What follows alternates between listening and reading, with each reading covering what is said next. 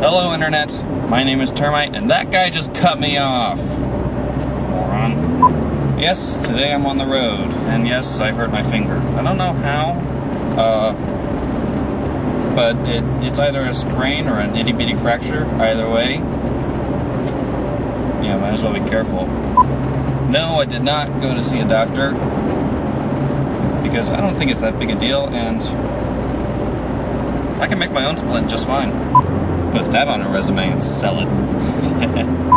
Anyway, I'm here in the car with my mobile editing system in the passenger seat and a camera duct taped to the windshield. Yep. This might be a little shaky. Anyway, this episode comes to you from the road because I got a little project that we did involving cars and a road and a camera and a big wheel and my friend Mickey. And Mickey on the big wheel. As part of the requirements for graduating from the Art Institute, each student has to produce a public service announcement.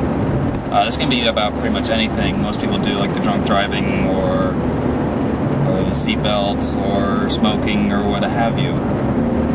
We decided to stay a little more current and go with texting. For those of you who have been living in a cave for the past 5 years, texting is a simple messaging service. It's a way of communicating between cell phones. Those are little tiny mobile telephones.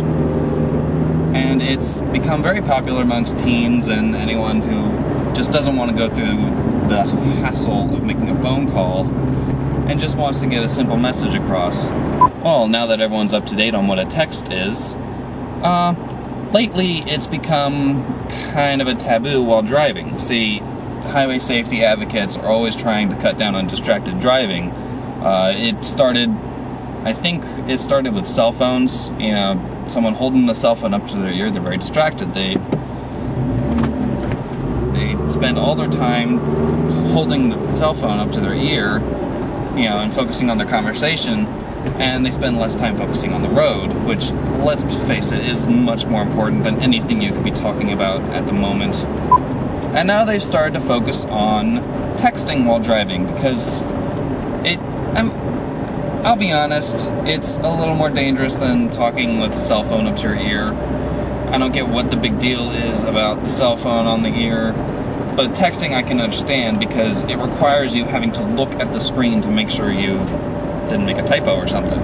And these days you got all these touchscreen phones that don't have physical keyboards, so you cannot use haptic feedback to tell when you've pushed the button, or even if you push the right button.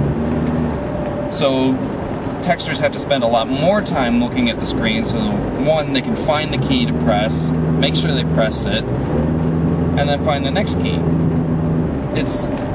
It's all more and more time spent not looking at the road. I think I'll turn in here. Yep, this looks like a good place to turn in. Now, I've noticed lately, this is just my observation, there's no proper study involved here, but I have noticed that people who drive the big, safe vehicles like Volvos and SUVs tend to be a little more aggressive, and, you know, it stands to reason that they feel like they can take more chances by texting. So we decided to make the point that no matter what you're driving, it's still dangerous to text and drive.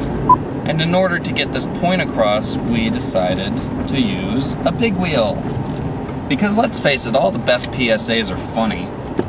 And what's funnier than a guy on a big wheel that's obviously too small for him? Fortunately for my back, I was not the guy on the big wheel. That's right, no big wheel for me. I was the guy on camera, and I was also driving and coordinating stuff. And, is that a fire engine? Oh, he's going that way. Oh, he's coming this way now. Let's let him go by. See ya. Go fight some fires. We used a Canon 7D, the same camera I worked with, well, I didn't work with, but we were working with on that shoot I was on, Twice Exceptional. It's a digital SLR that records in full 1080p with true 24 mode. And that all sounds great, but it has other drawbacks, and you probably won't see me picking one up. Also because I have no money. Oh, I'm getting into deeper traffic now. So, the story goes, this guy pulls up to a stop sign and he pulls out his phone, starts texting. And as he's texting, he's weaving around and all that. And it all looked way better than I imagined it would. A couple of issues we ran into. One, we only had one battery pack for the camera. Two, we ran out of space. Three, we could only get a couple of cars to act as background. And four, we had to stop filming because the cops were getting a little nosy. Yeah. Not for the first time. But all in all, it turned out pretty good. I think I liked it. For this particular cut is my edit. My friends Mickey Ronas and Nicole Hurst, they did their own edits. Nicole, if you'll recall, also directed, edited, and wrote Scavengers, which we featured on an earlier episode. Also, if you look carefully, you can see my car. Yeah, it's right there. For the project, we also used a special homemade car mount, which I will show you a picture now. That car mount has been used in a couple of my projects. Another one I'll show you some other time. But it's actually quite a clever design. My dad and I threw it together in, I don't know, an hour and a half out of some scrap wood, and it allows for several degrees of movement and adjustability. It's non-vehicle specific, so it can go on just about any car, just about anywhere, and it doesn't use suction cups. I've never been a fan of suction cups when it comes to cameras, unless it's inside the car. Because outside, there's dirt, there's water, there's moisture, there's all kinds of things that can weaken the effectiveness of the suction cup, and there goes your $700 camera. I exaggerate, it's more like a $7,000 camera, at the very least. But it's still a design in progress. There's still a couple of issues you need to work through. You know, like some finer adjustability, maybe get some better straps on there. But overall, it does a pretty good job, I think. So for this particular cut, editing credit goes to me. Also, on all the edits, camera credit go to me too, I guess. So let's go ahead and roll it.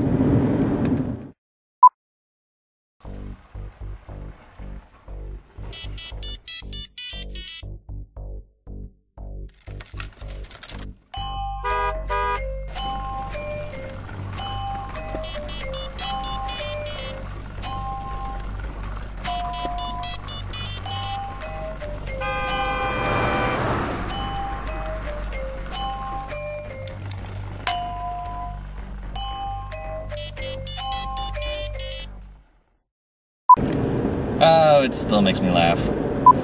No, we did not work with NHTSA, the National Highway Transit, or whatever they're called, the NHTSA. We did not work with them. We also did not work with CTIA. We didn't work with anyone. We were told that for the purposes of the project, it would be good to have the names of some professional organizations up there. So I figured, who better to join forces to promote highway safety involving cell phones would be the CTIA and the NHTSA. Anyway, that's it for today's episode. Don't forget that I can be reached at holdyourshoe@termitestudios.com. Also, keep watching the blog, holdyourshoe.com. And my personal website, termitestudios.com, is always up and running. See you next week. This is actually not a bad neighborhood. I mean, if it weren't for all the traffic here.